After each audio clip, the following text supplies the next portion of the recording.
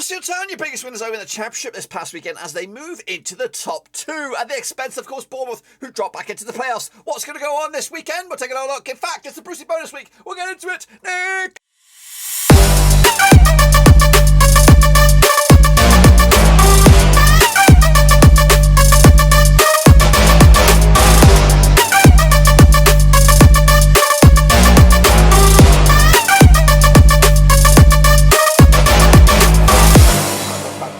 Video today. We're looking forward to a Brucey bonus week out on the Championship, and we'll get to that in just one second. If you're new, where you been, smash your subscribe and keep banging up to all things Championship related, Blackburn Rovers related, world football related. We're going to roll here, boys, under one Brewski. Yes, we enter Brucey bonus territory, of course. How many games we got going on? About 6, I think. 2, 5, just 5 games. Wow, maybe 6. Maybe there's a Stoke in there, I'm sure. But anyway, we'll get to it in just a second. Of course, big shout out to my VIPs. They're the patrons, guys. Thank you for your love and, of course, behind the scenes. And, of course, I do appreciate it. If you want to help us out, check out the link down below, patreon.com/Roverseas. But anyway, what we're going to do right here, right now is, of course, recap the last bunch of games. Stretching all the way back to last Monday when West Brom took on Swansea. 2-0 it was for Swansea, of course, on the road to dent Stevie Bruce's boys. Playoff encounters, playoff dreams. Cardiff, though, big winners over Derby, 1-0 win. Called it, lads, called it. Got it bang on the nose. Bristol City, of course, into the weekend. They lost at home to Birmingham City, 2-1 win for them. Of course, Derby County rebounded against a Barnsley side, 2-0 win in the end. Fulham did pick up a 2-0 win over Blackburn Rovers, and I called it, lads. Depending on where you looked, I think on my preview, I went with a draw. On the podcast, I went with a win for Rovers. But right here, where it really matters, I went with a 2-0 win for Fulham, and guess what? I got it right. Middlesbrough against Luton Town was a 2-1 win for Bora.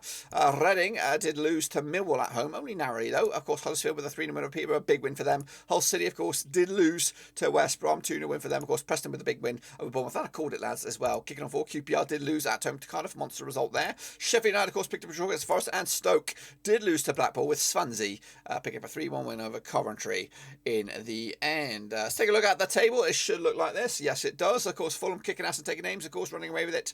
But who is going to join them at the moment? We don't know, because Bournemouth, yes, they have got games in hand, and probably they will be there at the end of the season. Can they actually lose 4 games in it? We'll have to wait and see. Of course, they do have a bit of a sticky resume, and of course, they have to play the guys in and around the table, so it is a bit of a batshit. As for Rovers, of course, we are in really, really woeful form, but we remain in top 4 for the time being as well. And of course, we do enter a week or a period of play that we should be starting picking up some points regularly, and hopefully we can start to maintain or get a good grasp of where we're going to be at the end of the season. So yeah, it looks okay for Rovers at the time being, but okay, so it could look much better with some more wind in our belts. 5th place QPR, of course, not great form either. Middlesbrough 6th, down the foot of the table, of course, Peterbrough, Barnsley and Derby going down.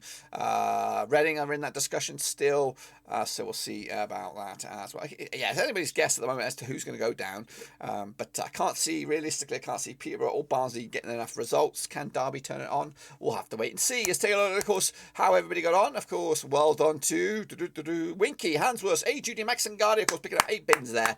Well done to you guys, of course, very, very well in the Peterbrough leaderboard. And of course, big shout out to my patrons, of course. What about the overall grand scheme of things? Well, the overall, this is the mini leaderboard. It is Shane O'Donnell who's winning the second half of the season by a bit of a distance, 4 points clear over Hansworth, and Deep at the Great is in third in the table. That is right. Of course, let's take a look at, of course, the next round of matches, but of course, get involved, Cutley4/Championship, and get your name in lights for, of course, next round. There are 2, 4, 6 games there. Stoke, why have I only seen 5 then? I only saw 5 there. Oh, Stoke are top bins there. So let's take a look at that one first. It is Barnsley. They're going to be taking on, of course, Stoke at Oakwell. Let's get in the deep end on this one. I'm going to have to fudge my way around here a little bit.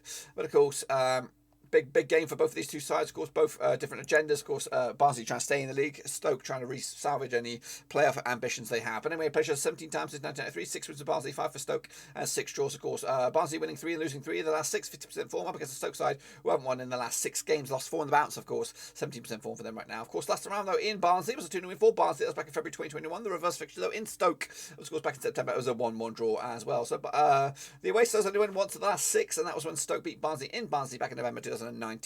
In the Championship. Of course, Barnsley did lose 2-0 to Derby last round. Stoke did lose to Blackpool last round. I've got basic odds on this one. Basic odds go in favour of Barnsley on this one. They are slight favourites over Stoke on this one, would you believe it? But for me, I don't know which way I've gone on it. I've gone on the 1-0 win for Barnsley. Wow. Surprise, surprise. Of course, maybe that will really spice up the old relegation battle. Kicking off, Sheffield United against Middlesbrough. Both sides, of course, competing for playoffs. And, of course, it could go either way, this one. Let's get into it. Of course, played each other 17 times since 1984. 6 wins for Sheffield United, 7 wins for Middlesbrough, and 4 draws. Of course, Sheffield United, though, coming to just one defeat in the past 6, 58% form against Middlesbrough side of 1-4 the last 6, 67% form for them right now. Last time around, though, at Bramall Lane, it was a 1-0 win for Sheffield United. That's back in February 2019. The reverse fixture at the Riverside was a 2-0 win for Middlesbrough back in September. Of course, the away side has only won once in the last 8, 9, even, I don't even know, a long time. So just one win in the last 15 games, I think, between these two sides. And that was when Middlesbrough beat Sheffield United, of course, back at Bramall Lane, back in, of course, April 2011. Kicking off forward, though, Middlesbrough with a 2-1 win over Luton, of course, and that was at home. The last away day was, of course, against Barnsley, where they lost 3-2. Kicking off forward, Sheffield United, of course, coming to us on the back of a draw against Nottingham Forest. They weren't that great, though, to be honest with you, but they salvaged something out of that game in the end. So, 1-1 draw in the end, of course, heading into this one. What about the bookies' odds? The bookies' odds go in favour. Even Stevens is Sheffield United, of course, 23-10 is your draw, and 11-4 is your away win. That is Borough. Quite tight. Going to go with Sheffield United here with a 2-1 win for them. On this one, kicking off forward, it's Coventry City up against Luton Town. Let's get into the deep end on this. Of course, over at the Rico. Again, both sides in that playoff hunt, and of course, there or thereabouts anyway. Of course, played 12 times since 2005, 4 wins apiece and 4 draws as well. Coventry, though, coming to this, just 1 defeat past 4 for them, 58% form up against the Luton Town side, who've lost 3 of the last 6, 50% form for them right now as well. Last time round, though, over at the Rico, it was a 0-0 draw. That was back in December 2020. The reverse fixture over at the Kenilworth Road was a 5-0 win for Luton Town back in September. Of course, Coventry picking up a 3-1 against Swansea. Of course, Luton did lose to Middlesbrough last time, so both sides coming to this nursing a defeat. Of course, Luton 13-5 for the away day victory. 11-10 is your Coventry, and 11-5 is your draw. I'm going to go with a 1-0 win for Coventry on this one again at home. Again, Luton Town's home form is essential to whereabouts they go, and if they pick up a point here, that should be graciously received. And I think if Coventry drop this win, they of course will be massively hurt with the grand scheme of things. Kicking off forwards, Bournemouth up against Peterbrough, of course, should be a red hot home win, of course, on this one. Now, this could be the fixture that gets Bournemouth right back in the thick of things, and of course, back into gear. Played 7 times in 2003, 3 wins for Bournemouth, 2 for Peterborough, and 2 draws, of course. Bournemouth, though, coming to this 2 defeats of the past 6 of them, 67% form up against Peterborough side, who haven't won in the last 6 games, of course, losing 5 on the spin, 8% form for them right now. Last time around, of course, over in Peterborough. In Bournemouth, it was a 5-1 win for Bournemouth back in August 2010. That was in League One. Meanwhile, of course, Bournemouth do come to us on the back of a 2-1 loss to Preston, with, of course, Peterborough losing 3-0 against Huddersfield. Haven't scored in their last 3 games. Goodness gracious me. The odds on this one, though, Bournemouth are 10 to 3 on for the rookie. 4-1 is your draw. 10-1 is your long shots. That's, of course, Peterborough. I'm going to back, of course, Bournemouth with another 3-0 win, and that should be enough to put them into second spot in the table once again. Kicking off forward is Swansea, of course, up against high-flying Fulham, who I feel are there for the taking. I know we didn't win against them, of course. We're pretty shit against them, but they're not playing that good. Of course, there was a period where they were banging in 4 or 5 goals. They're just grinding out the results at the moment, and again, they could turn Swansea over. But I think this is an opportunity for someone to take some points off of Fulham, even though I think they're already home and host anyway. Anyway, played 11 times in 2009, 5 wins apiece and 1 draw. Of course, Swansea, though, coming to this, winning 3 of the last 4 games, 67% form up against the Swansea Fulham side, who've lost just once in the past 6, 83% form for them right now. Of course, last time around, though, in Swansea was a 2-1 win for Fulham. That was back in November 2019. That was in the Championship. Swansea with a 3-1 win over Coventry, of course, and Fulham with a 2-0 win over Blackburn Rovers. I'm conceding a goal in back-to-back games now as Fulham. The odds on this one then, shall we? We have a Swansea 50-4 for the victory, 35 is your draw, 4-3 on is your Fulham. Of course, they are red hot favourites. I think I'm going to go with a draw here. Points is split, and of course, Swansea would be the happier. Fulham, wow, they'll just take it on the chin and move on to the next one. And then finally, we're wrapping it up with, of course, Blackburn Rovers taking on, of course, Millwall at Ewood Park. Must-win game, I think, for Rovers, even though,